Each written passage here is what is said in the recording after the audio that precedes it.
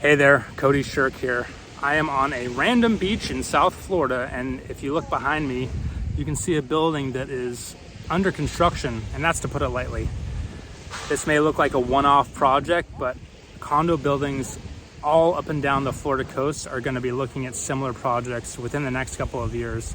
And I would say most people do not know what's going on here. So I'm going to review all of the issues that are going on with Florida condos and how this can really impact condo owners, and then also review some opportunities for investors. So I can't really start this story without giving some background about the demographics of the people who currently own these condos, because that'll let you understand the situation a little bit better. So during the 70s, 80s, and 90s, there was a condo boom up and down the coasts of Florida, on the West Coast and the Gulf Coast, and then on the East Coast from Jacksonville all the way down to Miami. There's thousands, maybe tens of thousands of these high-rise condos built, and they were sold mostly to out-of-state snowbirds. These snowbirds are from New York, New Jersey, Chicago, Michigan, basically the places in the US that are cold during the winter, and these condos are the escapes for people who want to escape and come down to Florida for the winter. Now, many of these condos were not built after the 90s because most cities on the Florida coast said, hey, we have too much construction going on. These high rises are kind of an eyesore, and we're gonna really stop the development and overdevelopment of the Florida coasts. So what this created was a situation where you have all of these condo buildings, many of which are somewhat modest and ordinary, like the one behind me, and they're old. They're 20, 30, 40, 50 years old. And just like any building that ages, you're going to have maintenance that needs to be done. You add in the fact that you're on the beach and salt water and storms are battering against the building every day. You can imagine how these places can quickly deteriorate if there is not a lot of upkeep. Even if you have a lot of upkeep, you're still going to run into issues. So that's a little bit of the backstory. Fast forward to now, we're in 2024. And there's several events that have happened that are culminating all at once that could put condo owners in a really tough situation. So, number one, insurance costs have skyrocketed in Florida. And I am a resident in the area, so I'm very familiar with this. For example, for me, I got a notice from my insurance company that didn't say we're raising your rates. They said, we are not insuring you, reinsuring you. You're done. We're exiting the state altogether. Good luck insuring your home. So there has been an exodus of insurance companies from Florida because it's just too expensive for them to do business here, which has led to many people having to self-insure, meaning pay your home off and pay for any damages on your own, or find the last few insurance companies that are left in Florida and pay fees that are obscene. So that's the first issue. You got the insurance problem. A couple years ago, there was a disaster in Surfside, which is a town just north of Miami, where a high-rise building collapsed. I won't dive into that, but the short story there is the building collapsed because there was not enough preventative maintenance. And to explain the construction of these condos briefly, they're all made of concrete. They need to be hurricane resistant, and inside that concrete is rebar and metal. Well, if you're not taking care of your building and you live along the ocean, salt water can penetrate the concrete, and eventually that rebar inside the concrete will rust. As that rebar rusts, it expands and pops the concrete, and long story short, you end up with a building that has lost its structural integrity. And in the case of the building down in Surfside, it collapsed. It killed a bunch of people, and it was a huge disaster. Well, the state of Florida passed a variety of new Senate bills that require buildings to not only have annual inspections and benchmark inspections, but they also have to retrofit the buildings if they find any damage and bring the buildings up to par based on an inspector's opinion. So if you look at this building behind me, you can assume that an inspector came to this building, found a lot of problems, and now the building is in need of a retrofit. To briefly explain a retrofit, you have there's a manatee out here. So I gotta show you. I'm out in the ocean. There's a manatee just popped his head up. It's pretty cool.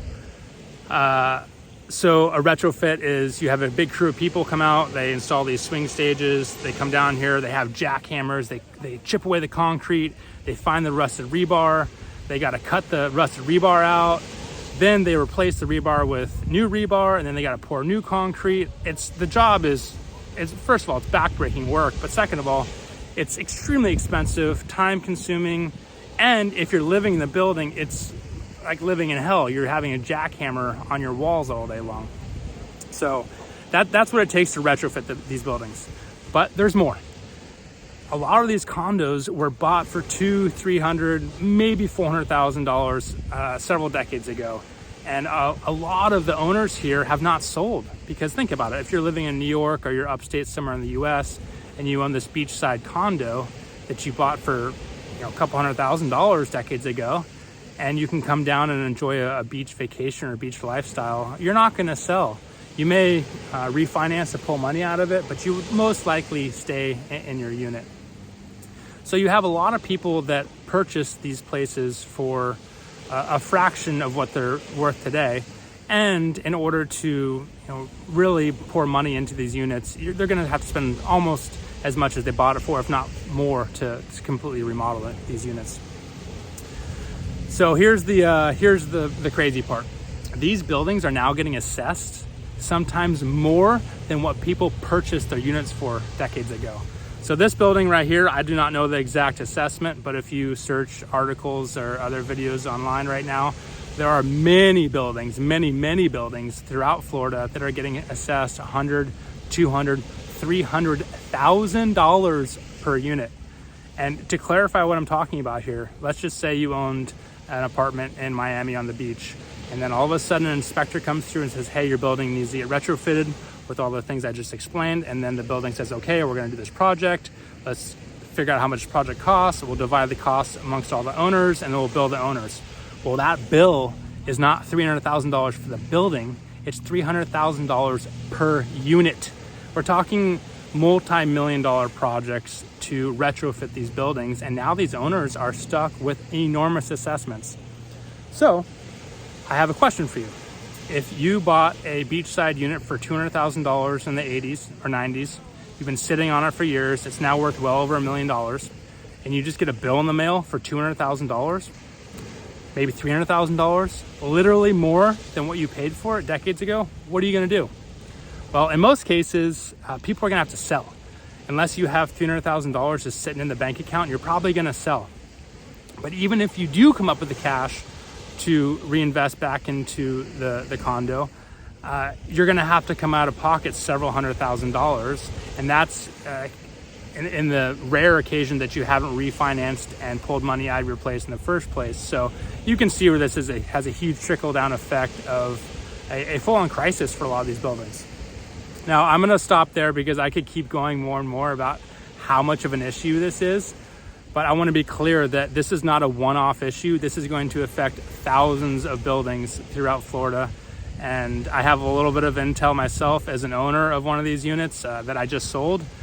And luckily, the building that I sold in was completely done. We paid the assessment, and the buyer that is buying my place is in a good position. But we were very proactive. I would say we were on the bleeding edge of fixing a lot of these issues, and most of the buildings around Florida have not fixed the big problems. So there's many buildings that are going to be assessed in the near future.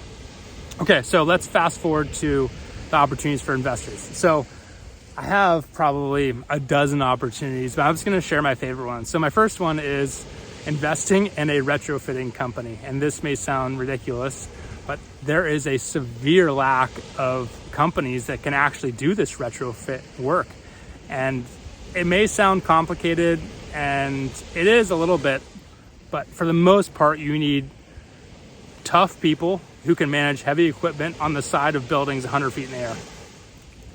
You need swing stages, which is the scaffolding that comes down the side. You need harnesses. You need all kinds of technical equipment to survey the concrete. And there's not enough companies in Florida to do this right now. So many of the buildings that need these retrofits that are waiting to get this work done, they're just waiting for these companies to have time on their calendar. And to put this project behind me into perspective, they've been under construction for almost a year now, and they probably have another year left to go. So this company right here, I don't know how many crews they have, but this is a 2-year job. So that's the first opportunity for investor. Find these retrofit companies and back them. They have more business than they can shake a stick at, and I can't imagine them running out of business for at least the next several years. All right, second opportunity. These buildings, this one in particular behind me, I know from some intel, this building was not able to get insured, which means that the entire building has to be owner occupied and owner insured, which means if you own a condo in this building, you have to own it in cash. You cannot finance these buildings because no insurance company will touch this building until the retrofit is completed. So you have a lot of owners in these buildings. If they don't want to sell, they have to come up with the assessment amount, several $100,000. And do you think they can go to a bank and get that loan? Hell no. Most banks won't touch this at all. So if you're a private lender and want to set up a fund, there's some interesting opportunities to set up funds here where you are fronting the money from these assessments and then putting the condo owners on a payment plan. That payment plan would correlate to paying off the assessment amount, and then you as the lender would charge whatever the market rate is. I would guess it's going to be in the high teens, mid-teens at best, and your collateral would be the actual building. And whatever you, however you want to make that deal, the collateral I would say is pretty good. Beachfront real estate is not going down in popularity, so you can structure these loans very interestingly. So I think that's a second interesting opportunity for investors. A third opportunity, and this is obvious, is for investors who want to go in and buy these units. If you feel comfortable knowing you can buy one of these units for a discount, and you feel comfortable that the assessment that's going to come along with it is going to pay off in the long run, I bet you can pick up some of these condos for pennies on the dollar, especially if you're buying it from an original owner who is waving the white flag. They're thinking to themselves, okay, I bought this unit for a couple $100,000 a decade or two ago, and now there's no way out of this unless I come up with another several $100,000. I'll just sell it. I'll just sell on the market. So that's the other opportunity. Another opportunity is to buy these buildings whole. This is pretty complex, but if you're a real estate investor or can imagine how this would work, if you can find a building that needs a ton of work, it's highly likely that the majority of owners in the building would consider selling. So if you could get all of the tenants or all the owners in the building to sell, you could buy the entire space. And this is happening right now in Palm Beach County, Martin County, Broward County, and down in Miami as well, where real estate developers are finding these old buildings. They're going to the owners and saying, hey, we want to buy the entire building. And what they're doing, they'll buy the entire building. They'll go to the city and say, hey, you got this old building here. We can spend years retrofitting it and you'll still be left with the old building, or we're going to tear it down and we're going to redevelop this thing into a new high rise. And that's what real estate developers are doing up and down the coast. They're looking for these old buildings that they can buy whole, tear it down, and construct a whole new building. So again, I could keep going, and I'm sure you can let your mind wander and think of all the opportunities about lending money and getting into the middle of these situations where you can somehow lend a little bit, get super high yield with super high collateral, and again, you can let your mind wander there. But I want to point out that this is the very beginning. The condo market in Florida has not softened tremendously yet. I actually can't believe it. I can't believe it hasn't softened yet. This is a major problem. Prices are coming down, but not nearly as much as they should be. So if you're an investor looking at this, if you're out of state, away from Florida, or even a different country, Florida is a beautiful place. You got beachfront properties all over, and these properties could be selling at a huge discount in the near future. And there might be manatees out front. So have a good one, guys.